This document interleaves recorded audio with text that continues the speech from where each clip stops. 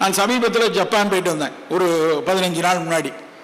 Japan போகிறோம் அப்படின்னு தெரிஞ்ச உடனே ஜப்பான் பற்றின விஷயங்களை படித்து கொண்டே இருக்குது வழக்கம்னால, அப்போ ஒரு documentary secret of the blue zone அப்படின்னு ஒரு டாக்குமெண்ட்ரி நெட்ஃப்ளிக்ஸில் இருக்குது. பாருங்கள், எத்தனையோ படங்கள் பார்க்குறோம், நெட்ஃப்ளிக்ஸில் நல்ல நல்ல டாக்குமெண்ட்ரி இருக்குது. Secret of blue zone, secret of blue ஜோன்ங்கிறது டேவிட் ஃபிஷர்னு ஒருத்தர் அதை டாக்குமெண்ட்ரி எடுத்திருக்காரு. 15-20 வருஷம், எவ்வளோ ஒரு நாள் 2 நாள் இல்லை, 15-20 வருடங்கள் அலைந்து உலகத்தில் ஒரு சில இடங்கள்ல மட்டும் நல்ல வயோதிக மக்கள் ஆரோக்கியமாக இருக்கிறார்கள் என்று அவர் அதை எழுதுறார். அதுல முதல் டாக்குமெண்ட்ரி ஒக்கினோவா அப்படின்னு ஒரு ஜப்பான்ல இருக்கக்கூடிய ஒரு தீவு. நான் அதை பார்க்கறதுக்காக தான் அந்த டாக்குமெண்ட்ரியை பார்த்தேன். அந்த ஒக்கினோவா தீவு தென் பசிபிக் கடல்ல ஜப்பான் ஒரு நீண்டமான தீவு கூட்டம். அந்த தீவு கூட்டத்தில் கீழே இருக்கு, ரொம்ப தூரம், டோக்கியோல இருந்து 4 மணி நேரம் விமானம் பயணம் பண்ணாதான் அதை ஒக்கினோவாவுக்கு போக முடியும் இடம். அந்த இடம் ஏன் சிறப்பு அப்படின்னா, அங்க சராசரி வயது என்ன தெரியுமா? செங்கல்பட்டுடைய சராசரி வயதுன்னு கேட்டால் எவ்வளோ இருக்கும்? 70 வயசு இருக்கலாம். ஏன்னா தமிழ்நாடுடைய சராசரி வயது 67லேருந்து 70க்குள்ள. ஆனால் ஒக்கினோவாவுடைய சராசரி ஆயுட்காலம் 103 நண்பர்களே, 103 வயசு. அவன் அந்த டாக்குமெண்ட்ரி எடுக்கும்போது அந்த ஊரினுடைய கல்லறையை காட்டுகிறான். எல்லாரும் 115 வயசு, 118 வயசு, 116 வயசுல இறந்து போயிருக்காங்க. ஏன்னா அங்கே போட்டிருப்பாங்க இல்லையா, பிறந்த நாள் இறந்த நாள் போட்டு 116 வயசு போட்டிருக்கான். அந்த அம்மா 103 வயசுல ஒரு அம்மாட்ட பேட்டி கேட்குறான், நீங்க எப்படி இந்த வயசுல ஆரோக்கியமாக இருப்பீங்க? இதுதான் நமக்கான செய்தி. அந்த அம்மாட்ட கேட்குறாங்க, 103 வயசுல நீங்க எப்படி ஆரோக்கியமா இருக்கீங்க? அந்த அம்மா சொல்லுது, முதல்ல சொன்ன வார்த்தை, நான் என்னுடைய உணவு 3/4 உணவு தான் நான் எடுப்பேன். ஒரு நாளைக்கு என்னுடைய தேவைக்கு நான் 3/4 வேளையை 80% தான் எடுப்பேன். இது முதல் விஷயம். 2வது விஷயம் என்ன சொல்றாங்க அப்படின்னா, நான் என்னுடைய சாப்பாட்டில் கரு நீல நிறத்தில் இருக்கக்கூடிய சர்க்கரைவள்ளி கிழங்கு, பர்பிள் கலர் ஸ்வீட் பொட்டேட்டோ என்னுடைய உணவுங்கிறாங்க. சர்க்கரைவள்ளி கிழங்கு தெரியும், கொஞ்சம் இளஞ்சிவப்பா ரோஸா இருக்கிறது நம்ம ஊர்ல நிறைய கிடைக்குது. அந்த ஊர்ல கருநீல நிறத்தில் உள்ள சர்க்கரைவள்ளி கிழங்கு. நான் உடனடியாக இந்தியாவில் உடனே அதை பார்த்து முடிச்சோடனே இங்கே இருக்கக்கூடிய centre for tuber crops research சென்டர்னு திருவனந்தபுரத்தில் இருக்கு, கிழங்குகளை பற்றி ஆராய்ச்சி செய்கிறவங்க. அவங்கள்ட்ட இதை பற்றின விவரம் இருக்கும் அப்படின்னு அங்கே ஒரு நண்பரை பிடிச்சி, அது ஏன் கருநீல கிழங்குல என்னப்பா இருக்கு அப்படின்னா அவன் சொல்றாரு, அது இங்கேயும் பயங்கர ஆராய்ச்சியில் நடக்குது, அது ஒக்கினோவா ஸ்வீட் பொட்டேட்டோ தானே அப்படின்னு சொல்லி கேட்டுட்டு ஆமானோடனே அவர் சொல்றாரு, அந்த கருநீலம் இருக்கக்கூடிய எல்லா இடத்துலையும் அந்த ஆந்தோசைனின் நிறைய இருக்கும் சொல்லிட்டு நீ சொல்லிக்கிட்டே இருக்கிய கருப்பு கவுனி, அந்த கருப்பு கவுனியில் அரிசியில் இருக்கிற அதே விஷயம்தான் அந்த ஒக்கினோவா சக்கரவள்ளி கிழங்குலயே இருக்கு அப்படின்னு சொன்னார். எனக்கு அவ்வளவு திருப்தியா இருந்துச்சு. பரவாயில்ல, நம்ம ஒக்கினோவால இல்லை, ஆனால் நம்ம ஊரில் கருப்பு கவுனியை எடுத்துக்கொண்டு இருக்கோமே அப்படின்னு. அதுக்கப்புறம் சொன்ன விஷயம் கொஞ்சம் வலிப்பா இருந்தது. சரி, இங்கே எல்லா இடத்துலையும் பயிராக்குறாங்களா, இங்கே எல்லாம் கிடைக்குமா அப்படின்னா, இல்லை இந்தியாவில் இருக்கக்கூடிய ஒரு பெரிய நிறுவனம், அதில் சிப்ஸ் போட போறாங்க அப்படின்னு சொன்னார். நம்ம ஆளுகளோட பெரிய சிக்கலே இதுதான். சக்கரவள்ளி கிழங்கு வேக வச்சு தின்னா அது நல்லதா இருக்கும், அதில் போய் சிப்ஸ் போட்டா நம்ம ஆள் எதை எடுத்தாலும் ஒன்று சிப்ஸ் போட்டுருவான், இல்லைன்னா பஜ்ஜி போட்டுருவான். டக்குன்னு வெட்டி கடாமாவில் முக்கி எண்ணெயில் பொரிச்சு போட்டு, சார் இந்த பஜ்ஜி ரொம்ப நல்லா இருக்கும். அது நீங்க சிப்ஸ் போட்டீங்க அப்படின்னா ஆட்டோமேட்டிக்கா அதுல டிரான்ஸ்ஃபேட் சேர்ந்துரும். எண்ணெயில பொரிச்சாச்சுன்னா அதுல ஹைட்ரோஜனேட்டட் ஆயில் உள்ள போச்சுன்னா அது டிரான்ஸ்ஃபேட், குப்பை உணவாக மாறிடும். அது நீங்க நல்ல ஒரு கிழங்க இப்படி ஒரு சீரழிக்கிற மாதிரி செய்து பிரயோஜனம் இல்லை. அப்ப நம்ம சாப்பிடணும் அப்படின்னா அந்த கருநீல நிறம் உள்ள, அது நவாப்பழத்துல இருக்கு. நம்ம ஊர்ல நம்ம மறந்து போன பழங்கள்ல ஒண்ணு அந்த கருநீல நவ்வா. அந்த நம்ம ஊரே நம்ம நாட்டுக்கே இன்னொரு பேர் என்ன, ஜாமுன் லேண்ட். பாரத தேசத்துக்கு இன்னொரு பேர் ஜாமுன் லேண்ட். ஏன்னா இந்த ஊர்ல அவ்வளவு நாவல் மரம் நின்றுச்சு, அவ்வளவு நாவல் இருந்தது. கபிலர் பாடிய பாடல்ல, பாரியை வைத்து பாடிய பாடல்கள்ல ஒரு பாடல்ல அவர் சொல்லுவார், எத்தனை வகை நாவல் இந்த இடத்துல இருந்துச்சு, இந்த நாவலை இப்படி சாப்பிடணும், அந்த நாவலை இப்படி சாப்பிடணும், இது நரி நாவல், இது வெண் நாவல் அப்படின்னு ஒரு நாவலை பத்தி அவர் சொல்லியிருப்பார். அவ்வளவு நாவல் நம்ம ஊர்ல இருந்திருக்கு. ஆனால் அதை மறந்துட்டோம். அந்த நாவல் பழத்தில் மேலே இருக்கிற அந்த தொலி, அதை சாப்பிட்டு முடிச்சோடனே நாக்கில் கருநீல நிறமாக மாறுமே. சின்ன பிள்ளையில 5 ரூபா 50 காசு 25 காசுக்கு கூடு போட்டிருப்பான். ஸ்கூல் முடிஞ்சு வெளியே வரும்போது அதை டவுசர் பாக்கெட்டில் போட்டுட்டு போகும்போது சாப்பிட்டுட்டு வீட்டுக்கு போனால் அம்மா கண்டுபிடிச்சிருவாங்க. நான் கண்டிக்கிட்டு அது ஏன் கருநீலமாக இருக்கு, நவாப்பழம் வாங்கிட்டியா அப்படின்னு அவங்க கேட்கக்கூடிய அளவு அந்த காலம் ஓடி போச்சு. இன்னைக்கு நம்ம வீட்டு குழந்தைகளுக்கு நாவல்னா என்னன்னே தெரியல. கடையில் வரக்கூடிய நாவலுமே ஹைபிரிடைஸ்டு ஜாமுன் தான். இங்கே விற்பனை செய்யக்கூடியதுல சத்து மேல நிறைய இருக்கும், கொட்டை சின்னதா இருக்கும். நாவல் பழத்தில் அந்த தொலியை ஒட்டி மிக மென்மையாக மட்டும்தான் அந்த பழம் இருக்கும். பெருசா துவர்ப்புத்தன்மை உள்ள விதை தான் இருக்கும். அவ்வளவு சிறப்பான ஒரு விஷயத்தை அளந்துட்டோம். அந்த ஒக்கினோவால அந்த கருநீல நிறமுள்ள சக்கரவள்ளி கிழங்கு சாப்பிட்றாங்க. அப்புறம் அந்த கடல்ல இருக்கக்கூடிய பழம் பாசி சாப்பிட்றாங்க. அங்க விளையிற பழம்பாசி எடுக்கிறாங்க. அந்த கடல்ல நீந்துடைய சால்மன் ஃபிஷ் எடுத்துக்கொள்றாங்க, அங்கிருந்து எடுக்கிறாங்க.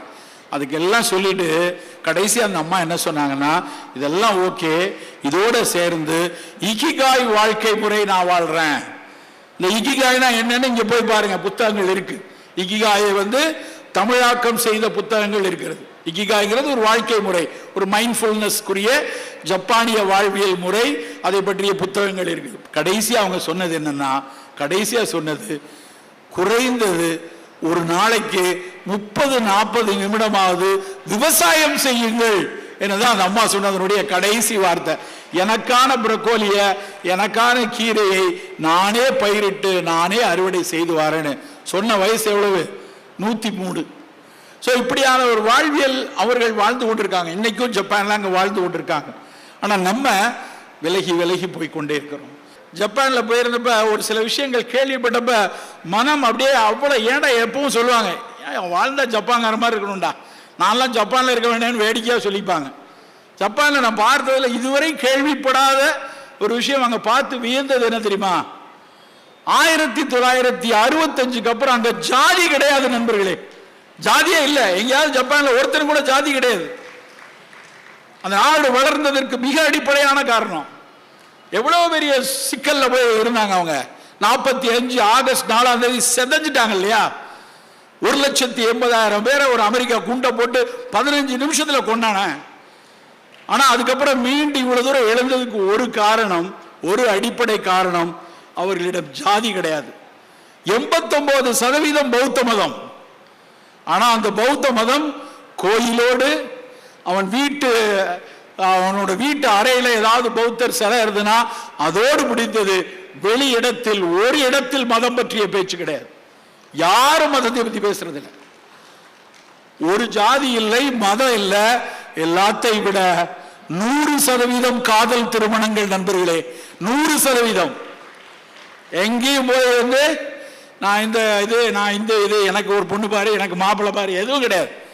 ஜப்பான் இவ்வளவு தூரம் உயர்ந்திருக்கிறது இதுவும் ஒரு காரணம். தேனீக்கள் மாதிரி வேலை செய்யறாங்க. தேனீக்கள் மாதிரி அவன் பேசுகிறதே, நம்மால் பேசுகிறது எப்படி பேசுறாங்க தெரியுமா? சார் நீங்க 8:03க்கு நீங்க வாரீங்க, நான் 8:11க்கு அங்க இருப்பேன், 9:06க்கு அங்க போறோம், 12:03 மணிக்கு போய் சேர்ந்துடலாம். நிமிடங்களில் பேசுகிறார்கள். இது சாதாரண பேச்சு. நம்ம என்ன சொல்லுவோம் தெரியுமா? என்னுடைய ஆசிரியர் ஒரு தடவை என் செருப்பால் அடிக்கிற மாதிரி ஒரு சொன்னார். எப்படா வருவேன் அப்படின்னு கேட்டார். நான் ஒரு 9:30 to 10க்குள்ள வந்துடுவேன். 9:30 10 முதல் கேள்வி அவர் என்கிட்ட கேட்ட மறக்கவே மாட்டேன். தஞ்சாவூர்ல அந்த கேட்ட கேள்வி 9:30 10க்கு வந்துடுறேன் சார் அப்படின்னா. 9:30 வேற 10 வேற, 9:30 10. அதை நான் கண்ணால் பார்த்தேன். எல்லாரும் அந்த நிமிடங்கள்ல பேசுறாங்க. ரயில் எல்லாம் நிமிடங்களில் கிளம்புகிறது. அந்த நிமிடம்னா அந்த நிமிடம். அப்படியே டோக்கியோல இருந்து ஹிரோஷிமாவுக்கு போற 1140 கிலோமீட்டர் 3 மணி நேரத்தில் அந்த புல்லட் ரயில் கொண்டு போய் விடுகிறது. ரயில் அப்படியே பதறி போய் கரெக்டா ஏறி, கரெக்டா பார்த்து கோச்சை பார்த்து கரெக்டா இடத்த பார்த்து ஏறணுமே பதறி ஓடி போய் ஏறுறேன். ஏறி உட்கார்ந்த உடனே பக்கத்துல இருந்து போனை எடுத்து நான் கரெக்டா வண்டியில ஏறிட்டேன் அப்படின்னு நண்பருக்கு பதில் அனுப்பணும்னு எடுக்கிறேன். என் பக்கத்தில் இருக்கக்கூடிய நண்பர் சொல்றாரு, சார் செல்போன் யூஸ் பண்ணக்கூடாது. ரயில்ல அத்தனை பேரும் செல்போன்ல மெசேஜ் போட்டுக்கலாம், நீ பார்த்து கொள்ளலாம், உட்கார்ந்து பேசி கொண்டிருக்க கூடாது. செல்போன் கண்டுபிடித்த நாட்டில் எவனும் செல்போனை அவ்வளவு தூரம் யூஸ் பண்றது இல்ல. செல்போனை வாங்கி நம்ம இங்க இருந்து செங்கல்பட்டுல இருந்து சென்னை போறதுக்குள்ள என்ன நீ 4C போட்டியா, நீ வந்துட்டியா, அங்க அடிக்கிறியா இங்க அடிக்கிறியா, கொஞ்சம் 1 மணி நேரம் கூட போனா அவன் சரித்திரமே நமக்கு தெரிஞ்சிடும். பக்கத்துல போன்ல பேசிக்கொண்டே போறான். அவ்வளவு மௌனமாக பயணிக்கிறார்கள். நண்பர்களே, சில விஷயங்களை மற்ற நாடுகளிடமிருந்து நாம் கற்றுக்கொள்ளணும்.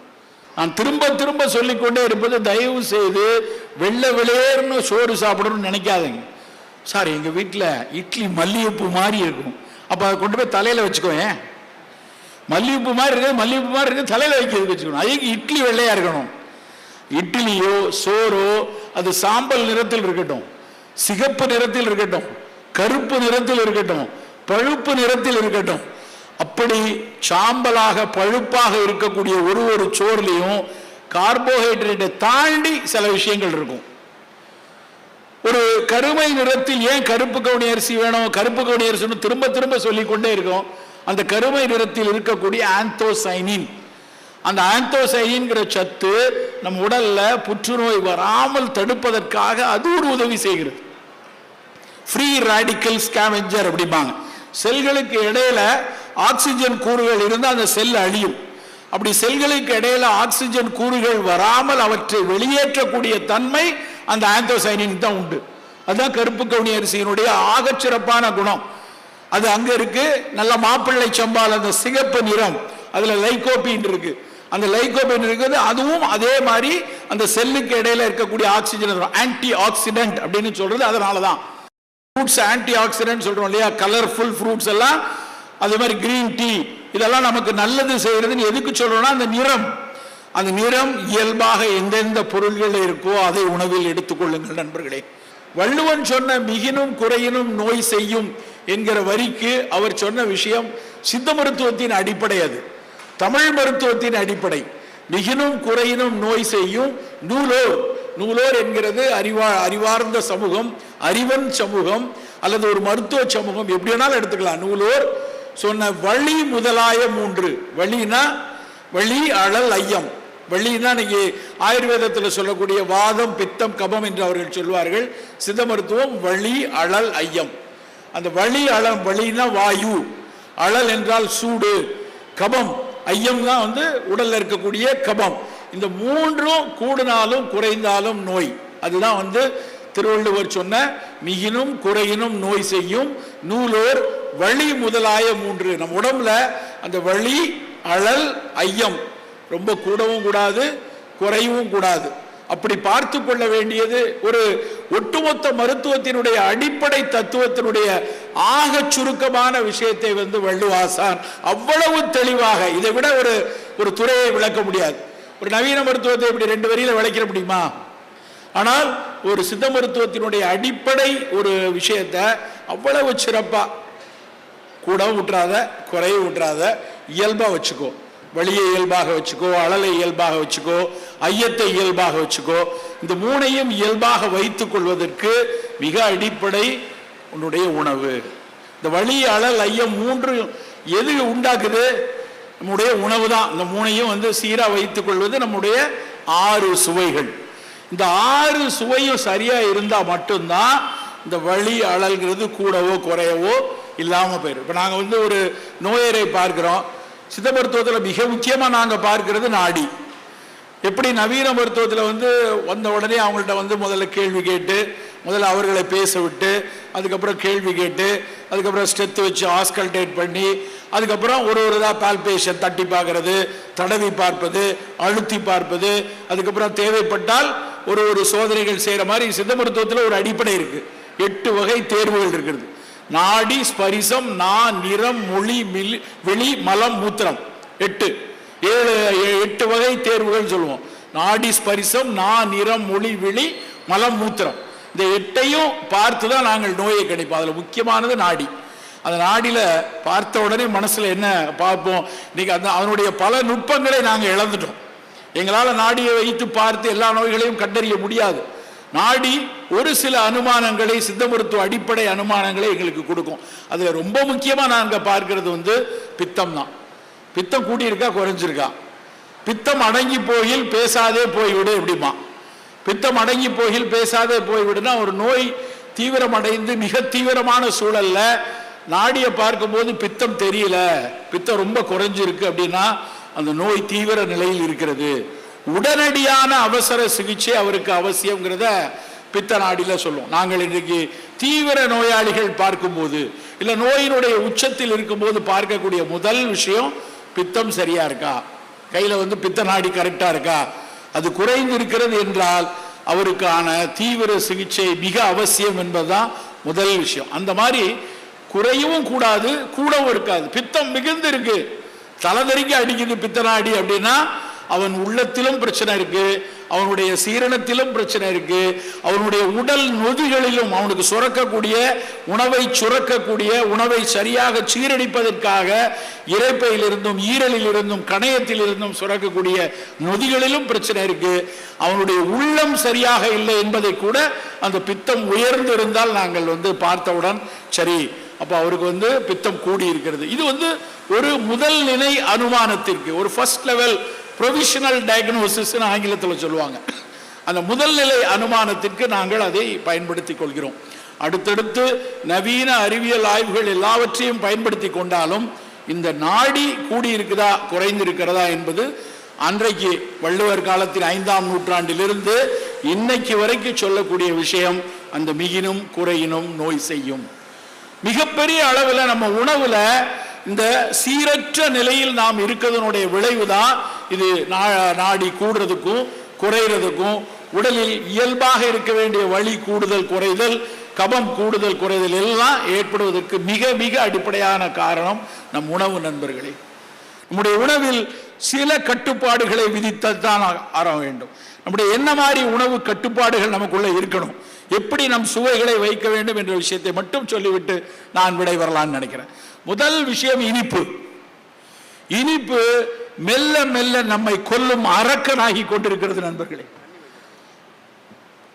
இனிப்பு இனிப்பை நம்ம விளம்பரம் போடுறான், இனிப்பெடு கொண்டாடு. உண்மையிலே இனிப்பெடு திண்டாடுன்னு போடணும், ஸ்வீட் எடு கொண்டாடு. காலகாலமாக இனிப்பு ஒரு மகிழ்ச்சியின் அடையாளமாகத்தான் இருந்துச்சு. ஆனா அன்னைக்கு இருந்த இனிப்பு இப்ப இருக்கக்கூடிய ஒரு மில்க் சாக்லேட் கிடையாது.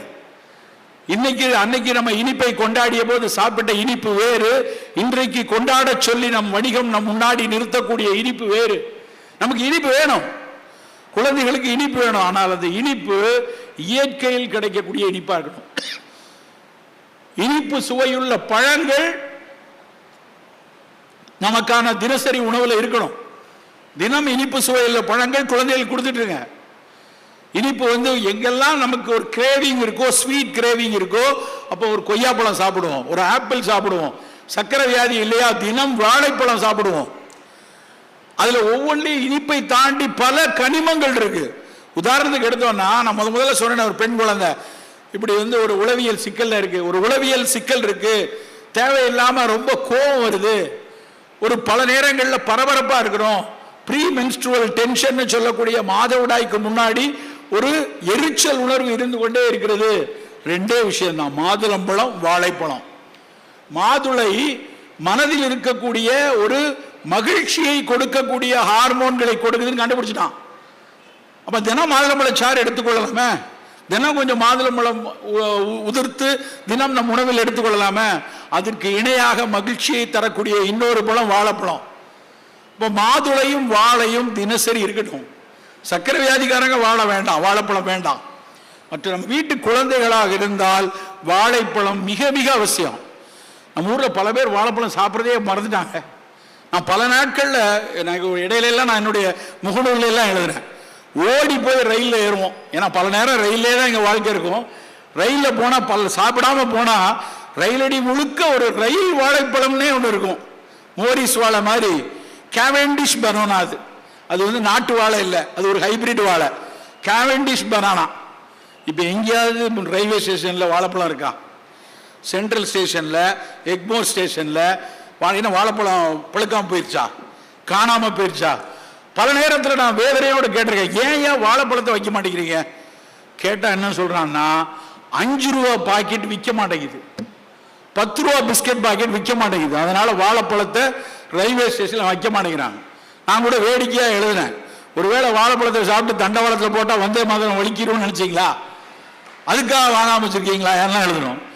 அவங்க வணிகம் வாழைப்பழத்தை நம்மிடமிருந்து விலக்குகிறது நண்பர்களே. ஆனால் வாழைப்பழத்தில் அவ்வளவு சுவை இருக்கிறது.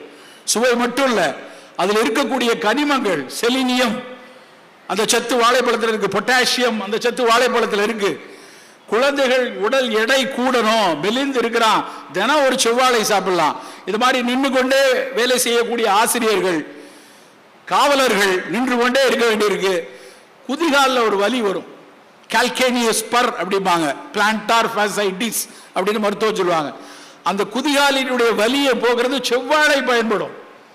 செவ்வாழையில் செய்யக்கூடிய லேகியத்தை தான் நாங்கள் குதிகால் வாதத்துக்கு மருந்தாக கொடுப்போம். இந்த பச்சை மோரிஸ் வாழைப்பழம்னு மதுரை திருச்சியில் கிடைக்கும். குழந்தைகளுக்கு வரக்கூடிய சூடு, உடல் சூடு, வாயிலெல்லாம் புண்ணா வருதுன்னா மோரிஸ் வாழையை கொடுக்க சொல்லுவாங்க. பச்சை குழந்தைக்கு வீனிங் பீரியட், தாய்ப்பால் முடிஞ்சு அதுக்கப்புறம் திட உணவை பழக்க ஆரம்பிக்க முதல்ல கொடுக்கறதுக்கு மட்டின்னு ஒரு பழம் உண்டு நாகர்கோயில் சைடில். சின்னதா ஒரு விரல் அளவுக்கு தான் இருக்கும் மட்டி பழம். களக்காடு, பனகுடி, நம்ம இன்னைக்கு படம் பார்த்தோமே வாழை, திருநெல்வேலி பகுதியிலெல்லாம் விளையக்கூடிய ஒரு பழம் நல்ல நாட்டு வாழை, முந்தன் வாழைன்னு சொல்லுவாங்க. அந்த வாழைப்பழத்தை தொலியை உரிச்சோன்னா தொலி உறிஞ்சிருச்சான்னு தெரியாது, அவ்வளவு நார் இருக்கும். அந்த பழம் முழுக்க நார் ஒட்டி இருக்கும். அந்த நாரோடு இருக்கக்கூடிய வாழைப்பழம் மூல நோய்க்கு அவ்வளவு நல்லது, மலச்சிக்கலுக்கு அவ்வளவு நல்லது. எங்கேயாவது ஆப்பிள் பழத்தில் வாஷிங்டன் ஆப்பிளுக்கு மூல நோய் போகும், அமெரிக்கன் ஆப்பிளுக்கு தலைமுடி வளரணும் எங்கேயா படிச்சிருக்கோமா? ஆனால் நம்ம ஊர்களுடைய வாழைப்பழம், ஒவ்வொரு ஊரில் வரக்கூடிய வாழைப்பழத்துக்கு ஒரு மருத்துவ குணம் இருக்கு நண்பர்களே. அப்புறம் ஏன் நம்ம மறக்கணும்? பல பேர் வாழைப்பழத்தை பிள்ளையாருக்கான பத்தி ஸ்டாண்டாக தான் வச்சிருக்கான். பத்தியை சொருகிறதுக்கு மட்டும்தான் வாழைப்பழம். உண்மையில் வாழை அவ்வளவு நல்லது. ஸோ இனிப்பு வேணும்னா மாதுளையோ இந்த மாதிரி வாழைப்பழமோ எடுத்துக்கொள்ளலாம். சில பேர் சொல்றாங்க, சார் சார் நான் ஒன்லி நாட்டு சக்கரை மட்டும் தான் எடுத்துட்டு இருக்கேன், அதுவும் அளவாக தான் எடுக்கணும்.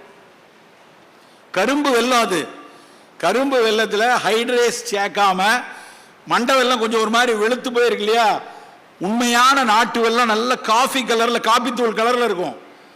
அந்த காப்பித்தூள் கலரில் நாட்டு வெல்லம் கிடைக்கலன்னா அதில் ஹைட்ரேஸ் சேர்த்துருக்காங்கன்னு அர்த்தம். ஹைட்ரேஸ் சேர்த்த நாட்டு வெல்லம் நமக்கு வேண்டாம். ஒரிஜினலாக அந்த ஹைட்ரேட் சேர்க்காத நாட்டு வெல்லம் குறைவாக பயன்படுத்திக்கலாம். சர்க்கரை வியாதி இல்லாதவங்க. சர்க்கரை வியாதி இருக்கு அப்படின்னா எந்த விதமான இனிப்பு வெல்லம் வேண்டாம், கருப்பட்டியும் வேண்டாம், தேனும் வேண்டாம். ஏனென்றால் பார்த்து பார்த்து பயமா இருக்கு. இன்னைக்கு இப்போ வண்டியில் வந்து கொண்டு இருக்க 7:30 மணிக்கு ஒருத்தர் ரிப்போர்ட்டை எப்படியாவது பார்த்து சொல்லுங்க. பார்த்தா என்னன்னு பார்த்தா HbA1c 10.5 இருக்கு. சார் கூப்பிட்டு உடனே ஃபோன் அடிக்கிறேன், என்ன சார் இப்படி வச்சிருக்கீங்க, 10.5 வச்சிருக்கீங்கண்ணே. சார் அது கொஞ்சம் லாஸ்ட் 1 வீக்கா ஒரே மேரேஜ். லாஸ்ட் 1 வீக்லாம் அது மாறாது, சும்மா கதை விடாதீங்கன்ட்ட. கடந்த 3 மாசத்துல என்னெல்லாம் பண்ணீங்க அப்படின்னா, அது கொஞ்ச நாள் நான் கஷாயம் எடுக்கலை, கொஞ்ச நாள் நடக்க முடியல, அப்புறம் நடுவில் அந்த ஸ்வீட்லாம் சாப்பிட்டேன். அப்புறம் எப்படி ஏறாது? நம்ம HbA1c 6.5 இருக்கணும், நல்ல சர்க்கரை இருக்கு, வயது இருக்குன்னா அட்லீஸ்ட் ஒரு 7க்குள்ளேயாவது வைத்துக் கொள்ளணும். அவரை தன்னைத்தானே ஏமாற்றி கொண்டு, மருத்துவரையும் ஏமாற்றி கொண்டு, ஐ ஆம் குட், எனக்கு ஒன்றும் இல்லை, நான் இப்போ நல்லா தானே இருக்கேன், 20 வருஷத்துக்கு ஒன்றும் செய்யாது. சர்க்கரை வியாதி ஃபர்ஸ்ட் டிகேட்லையோ செகண்ட் டிகேட்லையோ பெருசாக ஒன்றுமே செய்யாது. ஆனால் கட்டுப்பாடு இல்லாத சர்க்கரை நோயாளிகள் தங்களுடைய ஆயுட்காலத்தில் தேர்ட் டிகேட், அந்த 30வது வருஷம் சர்க்கரை நோய் 20 வருஷம் தாண்டினதுக்கு அப்புறம் 30% பேர், எல்லாரையும் நான் சொல்லலை, 30% பேர் சிறுநீரக நோயிலோ இல்லை என்றால் மாரடைப்பிலோ ஏதாவது ஒரு புற்றுநோயிலோ தாக்கக்கூடிய வாய்ப்பு 30% பேருக்கு கட்டாயம் உண்டு என்கிறது அறிவியல். இன்னைக்கு ஆயுட்காலம் 75 தாண்டிருச்சு, 80 போயிடுவோம். 40 வயசுல டயபெட்டிக்னு வந்தாச்சுன்னா 40ல இன்னைக்கு நிறைய பேருக்கு வருது. அப்ப சர்க்கரையை நீ கட்டுப்படுத்தல அப்படின்னா 60 வயசுல இது எதுக்குள்ளேயே சிக்கிடுவோம். 60 வயசுல சிறுநீரக நோய், மாரடைப்பு, ஏதோ புற்றுநோய் வந்தானா அப்ப இருக்கக்கூடிய மன உளைச்சல் இருக்கு இல்லையா, நோய் கொடுக்கக்கூடிய வலி வேற, மனம் கொடுக்கக்கூடிய வலி, அதை பார்த்து கொள்ள நமக்கு ஒரு தட்டி கொடுக்க பிள்ளைகள் கூட இருப்பாங்கன்னு சொல்ல முடியாது. அவர்களுக்கு இன்னும் பல்வேறு சிக்கல்களோடு அந்த குழந்தைகள் இருக்கலாம், அவங்க வரமாட்டாங்க.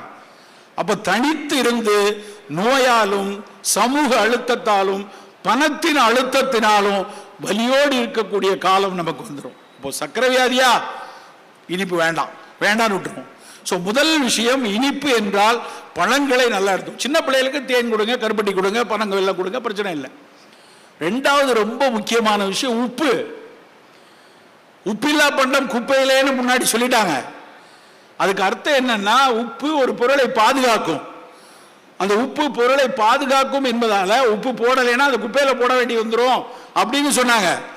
சோத்துல என்ன உப்பு போடல, குப்பையில கொண்டு கொட்டுன்னு எவனா சொன்னானா இனிமேல் அவன் தலையில கொட்டுங்க. அதை உணவு இனிமேல் உப்பு பாதியாத்தான் எடுக்கணும். உங்க வீட்டில் யாராவது வந்து ஏங்க உப்பு போடலையா அப்படின்னு கேட்டா உங்க வீட்டு உணவு நல்லா இருக்குன்னு அர்த்தம். நம்ம வந்து ஒரு நாளைக்கு உலக சுகாதார நிறுவனம் சொல்றது ஒரு நாளைக்கு நல்லா கேட்டுக்கொள்ளுங்க 4 கிராம் உப்பு தான் பயன்படுத்தணும். ஒரு ஆள் 4 கிராம் உப்பு பயன்படுத்தும். நல்லா வீட்டில் போய் பெண்கள்லாம் இருக்கீங்க, கால்குலேட் பண்ணி பாருங்க. 1 கிலோ உப்பு பாக்கெட் வாங்கினா 4 பேர் இருக்க வீட்டில் ஒரே மாசத்துல காலி ஆகுது. அப்ப என்ன அர்த்தம்? ஆவரேஜா ஒரு ஆள் 250 கிராம் சாப்பிட்றான் ஒரு மாசம். 250 கிராம் ஒரு மாசம் சாப்பிட்டா ஒரு நாளைக்கு கிட்டத்தட்ட 8 கிராம் சாப்பிட்றாங்க. அது நேரடி உப்பு. இதை தவிர கீரையில உப்பு இருக்கு, சாதத்துல உப்பு இருக்கு, காய்கறியில இருக்கு, ஏன் கோல்கேட் பூஸ்ட்ல உப்பு இருக்கு, எல்லாத்தையும் உப்பு இருக்கு. எல்லா உப்பும் சேர்ந்ததுன்னா ஒரு நாளைக்கு 4 கிராம் எடுக்கிறதுக்கு நம்ம 10 கிராம் எடுக்கிறோம். இந்த உப்பு கூட கூட ஏற்கனவே சர்க்கரை இருந்து இரத்த கொதிப்பு இருந்ததுன்னா இந்த உப்பு உணவில் கூட கூட அவர்களுக்கு மாரடைப்பு வருவதற்கு, சிறுநீரக செயலிழப்பு வருவதற்கு, கட்டுப்பாடு இல்லாத இரத்த கொதிப்பு வருவதற்கான வாய்ப்பு அதிகம். நண்பர்களே, இன்றைக்கு இந்த இடத்துல இருந்து வெளியே போகும்போது முதல் விஷயம் ஒரு புஸ்தகம் இருக்கணும் உங்கள்கிட்ட. 2வது விஷயம், வீட்டுக்கு போய் இனிமேல் இனிப்பு வேண்டாம், உப்பு பாதி என்கிற புரிதல் இருக்கணும். அது டேக் ஹோம் மெசேஜா நம்ம கிட்ட இருக்கணும். ஏன்னா கேட்டுட்டு போயிட்டு அடுத்து மறந்து போடுறதுல பிரயோஜனம் இல்லை. மெல்ல மெல்ல மெல்ல மாற்றத்தை கொண்டு வரணும். மிக அதிகமா எதை எடுத்துக்கலாம்? கசப்பும் துவர்ப்பும். கசப்பும் துவர்ப்பும் நிறைய இருக்கணும். நல்லா யோசிச்சு பாருங்க, கடந்த ஒரு வாரத்தில் நம்ம எத்தனை உணவு கசப்பாவும் துவர்ப்பாவும் சாப்பிட்டோம்? இருக்காது. நம்ம சார் நான் பாவக்காய் சாப்பிட்டேன் சார். பாவக்காய் எப்படி? எங்க வீட்டில் பாவக்காய் அப்படி தேனா இருக்கும். பாவக்காவை கட் பண்ணி வெள்ளத்தை போட்டு எண்ணெயில வதக்குன்னு வதக்கி அப்படி இனிப்பாக்கி கொடுப்பாங்களாம். அது பாவக்காவையும் சாவடிச்சு நம்மளையும் சாவடிக்கிற விஷயம். பாவக்காய்னா கசப்பா இருக்கணும். பாவக்காய் பொரியல் கசப்பா இருக்கணும். அந்த கசப்புல தான் முமார்டின் ஷரண்டின் அப்படின்னு 2 ஆல்கலைட் இருக்கு. அந்த முமார்டின் ஷரண்டின் இருந்தாதான் சர்க்கரை வியாதிக்கு நல்லது, கணையத்துக்கு நல்லது. வாழைப்பூனா துவர்த்து இருக்கணும். துவர்த்தல் என்றால் தமிழ்ல உலர்தல்னு அர்த்தம். உலர்ந்த அந்த துவர்த்து போன உணவு நம்ம உடம்புல போச்சுன்னா பெண்களுக்கு மாதவிடாய் காலத்தில் பெரும்பாடுன்னு சொல்லக்கூடிய அதிக ரத்தப்போக்கு அது போகும். அதிகமான கழிச்சல் இருந்தா அதை குறைக்கிறதுக்கு துவர்ப்பான உணவு வேணும். ஸோ கசப்பும் துவர்ப்பும் அதிகமாக வச்சுப்போம், இனிப்பும் உப்பையும் குறைத்துக் கொள்வோம். நடுவில் 2 இருக்க, புளிப்பு காரம். அதை மிதமா இருக்கணும். அது மிதமாக இருக்கணும். புளிப்புல நிறைய சத்து இருக்கு. சிட்ரிக் ஆசிட், எலுமிச்சம்பழம் எடுத்தா சிட்ரிக் ஆசிட், தக்காளி பழம் எடுத்தா ஆக்சாலிக் ஆசிட், புளி எடுத்தீங்கன்னா டாட்டாரிக் ஆசிட், எல்லாமே அமிலம் தான். அந்த அமிலத்தில் காய்கறிகள் வேகும் போது அந்த காய்கறிகளினுடைய சத்து வீணாகாது. சாம்பார் ரசத்தை கட் பண்ணி காய புளியில போட்டு வேக வைக்கும் போது கொஞ்சம் அதனுடைய இயல்பு பராமரிக்கப்படும். ஸோ அதை நடுவில் இருக்கிற புளிப்பு கொஞ்சம் எடுத்துக்கொள்ளுங்க. காரம் மிதமாக எடுத்துக்கொள்ளலாம். அந்த காரத்திலும் மிளகினுடைய காரம் எடுத்துக்கொள்ளும். எங்கெல்லாம் தேவைப்படுதோ அந்த குறுமிளகை பயன்படுத்தணும். மிளகா வத்தல் நமக்கு வேண்டாம், அதிகம் வேண்டாம், குறைவாக பயன்படுத்திக் கொள்ளலாம். நண்பர்களே, நாம் இப்படி பார்த்து பார்த்து பார்த்து உணவை திட்டமிடணும். பழங்கள் பிரதானமாக இருக்கணும், கீரை அதிகமாக இருக்கணும், காய்கறிகள் அதிகமாக இருக்கணும். புலால் என்றால் முதலில் நம் முன்னால் நிற்க வேண்டியது மீன்கள். மீன் நிறைய எடுத்துக்கொள்ளலாம். கோழிக்கறி எடுக்கிறோம்னா காங்கேயம்ல ஒரு கருப்பு கோழி இருக்கு, கடக்நாத் கோழிம்பாங்க. அந்த கடக்நாத் கோழியினுடைய கால் வந்து ஷூ போட்ட மாதிரி இருக்கும். அந்த கடக்நாத் கோழியை வெட்டினா உள்ள இருக்கிற அந்த சதை பகுதி வந்து கருஞ்செம்மையாக இருக்குது. அந்த கோழி மருத்துவ குணமுடையதுன்னு சித்த மருத்துவத்தில் சொல்றாங்க. அதை பயன்படுத்திக் கொள்ளலாம். புலால் எடுக்கும் பொழுது அதற்கேற்ற உடல் உழைப்பு இருக்கணும். நான் நல்லா ராத்திரி 1 மணிக்கு போயிட்டு மட்டன் பிரியாணியும் ஒரு சிக்கன் சுக்காவும் சாப்பிட்டுட்டு புலால் சாப்பிட்டா தப்பு இல்லைன்னு நினைக்கக்கூடாது. அதை சாப்பிடுவதற்குரிய உடல் உழைப்போடு சாப்பிட்டுட்டு அதை உடல் உழைப்பும் சரியாக வைத்துக் கொள்ளணும். காய்கறிகள் வெஜிடேரியன் சொன்னா நிறைய காய்கறிகள் எடுத்துக்கொள்ளணும். இப்படி உணவை நாம் வந்து சீரமைத்தால் நம்முடைய அந்த மிகினும் குறையினும் சொல்லக்கூடிய வலி அழல் ஐயம் வந்து சீராக இருக்கும். வலிங்கிற வாதம் கூடுச்சுன்னா மூட்டு வலி, வலி கூடுச்சுன்னா என்ன ஆகும்? கை காலில் மூட்டுல வலி, சொடக்க விட முடியாத கால் முட்டி நெட்டி உடையிறது, அதுல எண்ணெய் தன்மை பிசுபிசுப்பு தன்மை குறையிறது. அந்த எண்ணெய் தன்மை குறையும் போது அந்த டிஸ்க் லேசா நகண்டுச்சுன்னா நரம்பு பிடிக்குது, உடனே சயாட்டிகா கால் நரம்பு வருது. அடிப்படை காரணம் என்னன்னா அந்த தேவையான பிசுபிசுப்பு தன்மை அதுல இல்லாத அளவுக்கு உலர்ந்து போதல். அந்த வாதத்தன்மையை கூட விடக்கூடாது. இப்போ உணவுல புளி துவர் விஞ்சிக்கின் வாதம் அப்படின்னு சொல்லியிருக்கான். புளிப்பையும் துவர்ப்பையும் கூட எடுத்தோம்னா அந்த வாதம் கூடும். அப்போ நம்ம 50 வயசுக்கு மேலே இருக்கா, புளிப்பை குறைச்சிக்கணும், வத்த குழம்பு வேண்டாம், கார குழம்பு வேண்டாம், புளியோதரை வேண்டாம், நாம தான் முடிவெடுக்கணும். என்னுடைய வலி கூட இருக்கு வேண்டாம், இல்லை சார் கபம் தான் கூட இருக்கு, ரொம்ப நெஞ்சில் சளி சேர்ந்துருக்கு, எப்போ பார்த்தாலும் தொண்டையில் அலட்சி சளி இருக்கிறது. அப்போ கபம் குறைக்கணும்னா கபத்தை கூட்டக்கூடிய பொருள் முதல்ல இனிப்பு. இனிப்பை முதல்ல குடிச்சிடணும். இனிப்பு எப்படி உருவாகுதுன்னா மண்பூதமும் நீர்பூதமும் சேர்ந்து இனிப்பு உருவாதுங்கிறான். மண்ணும் நீரும் சேர்ந்தா இனிப்பு, நீரும் தீயும் சேர்ந்தால் உப்பு. எங்களுடைய சித்த மருத்துவத்தினுடைய அடிப்படையே பஞ்சபூதங்களால் தான் 6 சுவையும், அந்த 6 சுவையினால் தான் இந்த வலி அழல் ஐயம். அப்ப எப்படி கனெக்ஷன் இருக்குன்னு பாருங்க. அப்போ நம்ம உடலுக்கு என்ன தேவையோ, நமக்கு உடம்புக்குள்ள நீர் வேண்டாம் அப்படின்னா இனிப்பை குறைத்தாகணும். அப்படி ஒரு வேளை உணவையும் நாம் பார்த்து பார்த்து எடுக்க வேண்டிய கட்டாயத்தில் இருக்கிறோம் நண்பர்களே. சற்றே கவனமாக இருக்கக்கூடிய ஒரு சூழலில் இன்றைக்கு நம்முடைய ஒட்டுமொத்த உலகம் இருந்து கொண்டிருக்கிறது.